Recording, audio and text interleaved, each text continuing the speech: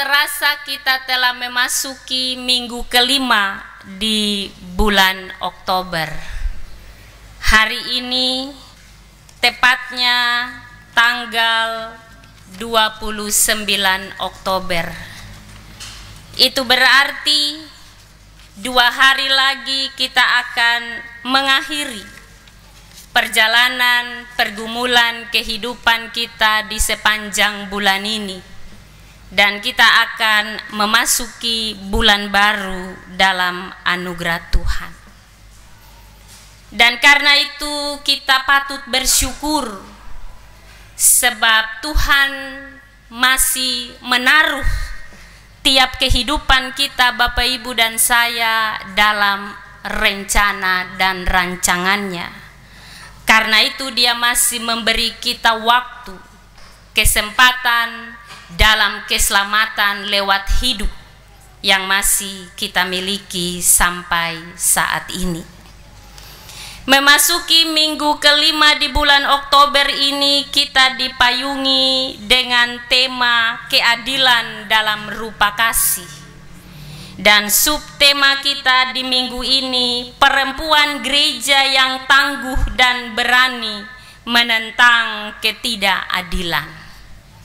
Kalau di minggu yang lalu kita bicara tentang perempuan yang tangguh dan berdaya lewat firman Tuhan tentang Ratu Syeba dan Raja Salomo, maka di bagian firman di hari ini kita bicara tentang 2 perempuan yang dipakai oleh Tuhan dalam rancangan dan rencana keselamatan Allah bagi bangsa Israel untuk mereka hidup bertahan di Mesir. Bapak Ibu yang saya kasihi dalam Tuhan Yesus, Israel hidup dalam penderitaan di Mesir. Kurang lebih 400 tahun mereka menjadi budak, berada dalam situasi penderitaan, penganiayaan, dan lain sebagainya. Dan penderitaan itu diizinkan oleh Allah bagi umat Israel dalam rangka pertumbuhan iman untuk tetap menjadikan Allah Yahweh Tuhan Allah mereka sebagai satu-satunya penolong kehidupan mereka, ataukah mereka akan beralih kepada Allah lain sebagai penolong hidup. Penderitaan yang dialami oleh bangsa Israel di Mesir akibat dari ketakutan Raja Mesir Firaun. Karena bangsa Israel ketika mereka ada di Mesir, mereka diberkati Tuhan dan mengalami pertambahan jiwa yang sangat banyak, bahkan melebihi orang-orang Mesir. Karena ketakutan Raja Firaun, jangan sampai bangsa Israel dengan begitu banyaknya akan menjadi ancaman bagi orang Mesir, maka Firaun melakukan tindakan-tindakan untuk menekan pertambahan orang Israel. Mereka diperbudak dengan kerja paksa, membangun kota-kota perbekalan, mengerjakan tanah liat dan batu bata, dan berbagai-bagai pekerjaan di padang. Segala pekerjaan di Mesir dipaksakan untuk dilakukan oleh orang Israel. Dan juga salah satunya yaitu Firaun memerintahkan untuk membunuh bayi laki-laki yang dilahirkan oleh perempuan Ibrani atau Israel. Kitab Keluaran pasal 1 ayat 15 sampai 22 bacaan firman kita di saat ini adalah bagian dari kisah Israel ditindas di Mesir. Dan lebih khusus ayat 15 sampai 22 ini berbicara tentang 2 orang perempuan yaitu Sifra dan Pua. Siapa ini Sifra dan Pua? Mereka adalah dua perempuan dengan profesi sebagai bidan di Mesir. Bapak Ibu, kita semua tahu tugas seorang bidan atau pekerjaan seorang bidan adalah membantu persalinan atau proses melahirkan. Tetapi selain membantu persalinan perempuan Mesir, dua bidan ini juga ditugaskan oleh Raja Mesir untuk membantu persalinan perempuan-perempuan bangsa Ibrani atau Israel yang tinggal di Mesir, dengan catatan jika yang dilahirkan oleh perempuan Israel itu bayi laki-laki, maka bayi itu harus dibunuh. Tetapi jika yang dilahirkan bayi perempuan, maka bayi itu dibiarkan hidup.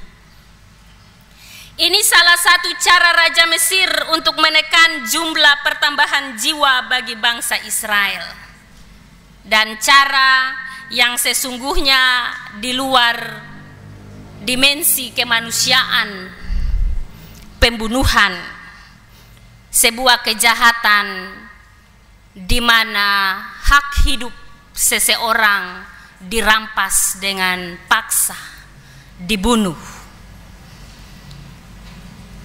Ini persoalan bagi Sifra dan Pua. Mereka diberi pilihan, mau melakukan yang benar atau yang jahat, mau ikut perintah Raja Firaun atau takut Tuhan. Sebab pasti dari dua pilihan itu ada konsekuensi, ada resiko dari setiap pilihan yang akan mereka tentukan. Jika mereka mengikuti Firaun dengan perintahnya, maka mereka akan menyenangkan hati Firaun, bahkan Firaun akan menyukai mereka dan memberi banyak hadiah. Tetapi jika tidak mengikuti Firaun, maka pasti sebagai seorang raja penguasa besar yang punya kedudukan dan status bisa melakukan apa saja bagi kedua bidan ini. Dalam nats intro itu kita tadi katakan tentang pilihan yang dibuat oleh Sifra dan Pua. Tetapi bidan-bidan itu takut akan Allah dan tidak melakukan seperti yang dikatakan Raja Mesir kepada mereka, dan membiarkan bayi-bayi itu hidup. Pilihan mereka adalah tidak melakukan kejahatan pembunuhan itu karena mereka takut Tuhan. Karena takut Tuhan itu, maka Tuhan Allah memberi mereka hikmat, keberanian, kecerdasan untuk menentang perintah Firaun dan memilih mendahulukan sisi kemanusiaan.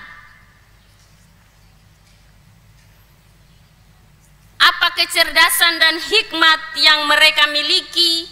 Di ayat 19 dikatakan di sana, jawab bidan-bidan itu kepada Firaun ketika Firaun bertanya mengapa mereka tidak membunuh bayi laki-laki orang Ibrani atau Mesir itu. Kedua bidan ini menjawab Firaun, sebab perempuan Ibrani tidak sama dengan perempuan Mesir, melainkan mereka kuat. Sebelum bidan datang, mereka telah bersalin.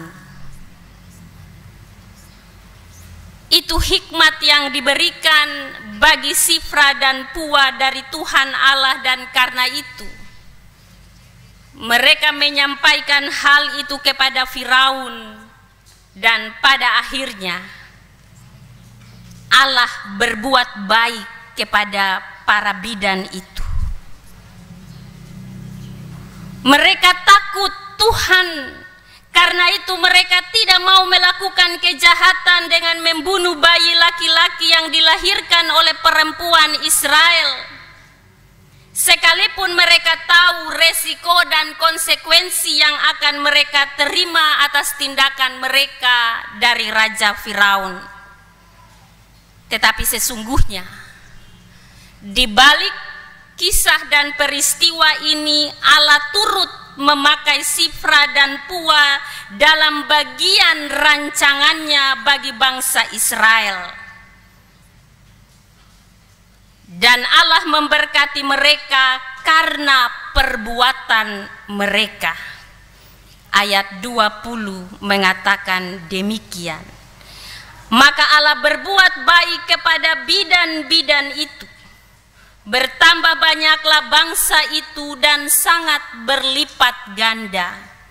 Dan karena bidan-bidan itu takut akan Allah, maka ia membuat mereka berumah tangga. Bapak Ibu jemaat yang saya kasihi dalam Tuhan Yesus Kristus,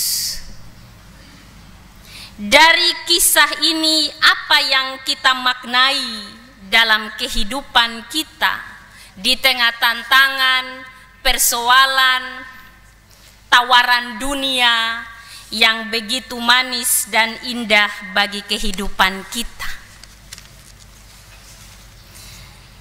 Dalam melaksanakan tugas dan tanggung jawab masing-masing kita lewat profesi kita, kadang kita diperhadapkan dengan persoalan pilihan seperti Sifra dan Pua.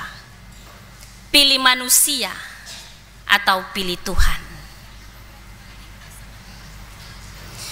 Misalnya ada orang memaksa kita untuk melakukan manipulasi, atau kita berada di tengah lingkungan yang syarat praktek kerja tidak jujur. Kita berhadapan dengan atasan kita yang mau berkompromi dengan kita untuk menipu, berbohong, korupsi, dan sebagainya. Disinilah integritas kita sebagai orang percaya diuji, seperti Sifra dan Pua. Misalnya kalau kita berkompromi dengan atasan kita, dengan rekan kita yang mau melakukan kesalahan dan dosa seperti berbohong, menipu, korupsi, dan sebagainya. Kalau kita tidak ikut, jabatan kita hilang atau kita dipecat. Kalau kita ikut, kita aman. Bahkan mungkin kita akan diberi dengan berbagai hadiah. Kalau kita ikut ajakan itu, kita berbuat dosa. Integritas kita sebagai anak-anak Tuhan terkadang diuji seperti Sifra dan Pua. Pilih Tuhan atau pilih manusia. Pilih manusia, kita akan aman. Tetapi pilih Tuhan lebih aman lagi. Terkadang kita tidak melihat cara Tuhan bekerja, cara Tuhan memakai kita dalam kehidupan ini. Sebab mata kita hanya melihat yang di depan kita.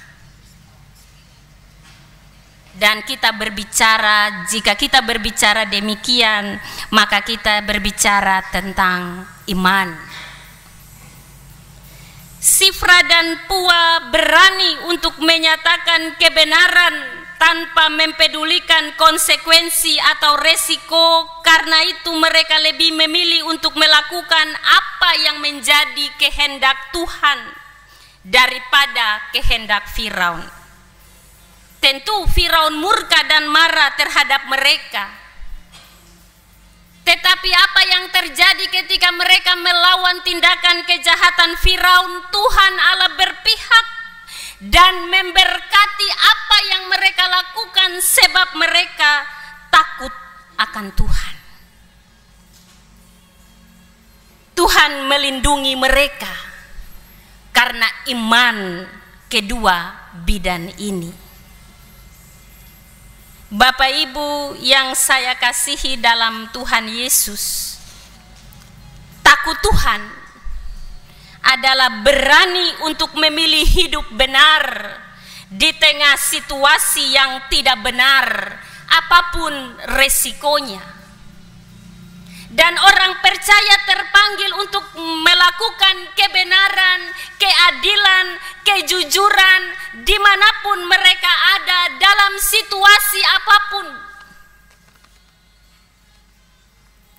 Sebab orang-orang yang melakukan kebenaran, keadilan, dan kejujuran hanya ada pada orang yang takut Tuhan. Tapi kalau orang tidak takut Tuhan, dia mau lakukan apa saja demi kepentingannya, kehidupannya yang lebih baik. Tetapi apakah bertahan lama? Ataukah Tuhan tidak pernah bertindak di dalam ketidakbenaran, ketidakadilan, dan ketidakjujuran tadi? Kita harus ingat bahwa Tuhan bisa menggagalkan rencana yang kita buat yang bertentangan dengan kehendaknya. Tetapi manusia tidak dapat menggagalkan rencana Allah, sebab Allah berkuasa.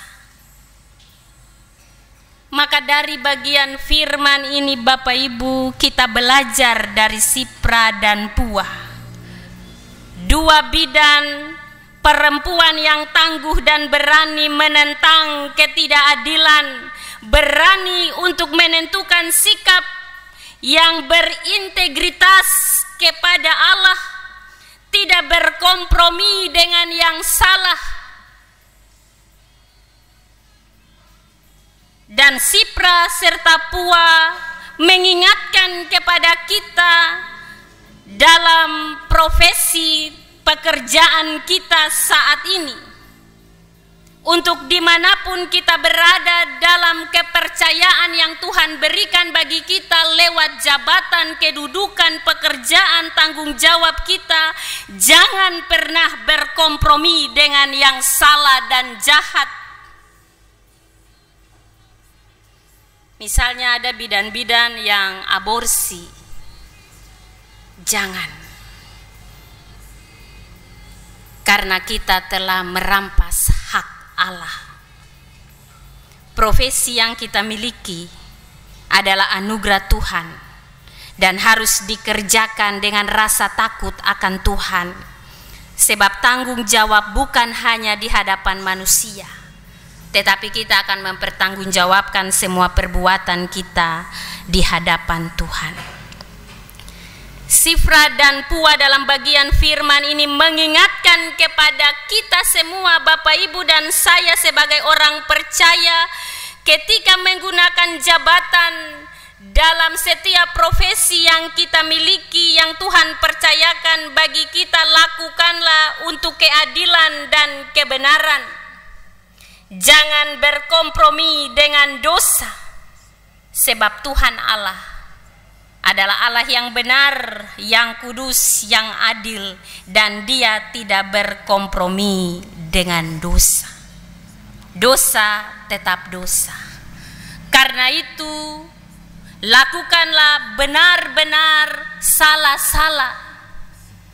Kadang kita ini, kalau orang suka kasih sesuatu untuk kita, ketika dia lakukan salah, kita takut tegur. Karena apa? Malu hati. Dia suka kasih kita uang misalnya, dia suka kasih kita barang yang mahal, lalu ketika dia melakukan kesalahan, kita takut tegur. Dia sudah beri banyak, lalu ketika bikin salah, kita takut tegur karena malu hati. Tuhan tidak pernah melihat bahwa yang benar disalahkan dan salah dibenarkan. kita harus bisa untuk menyatakan kebenaran, keadilan dimanapun kita berada.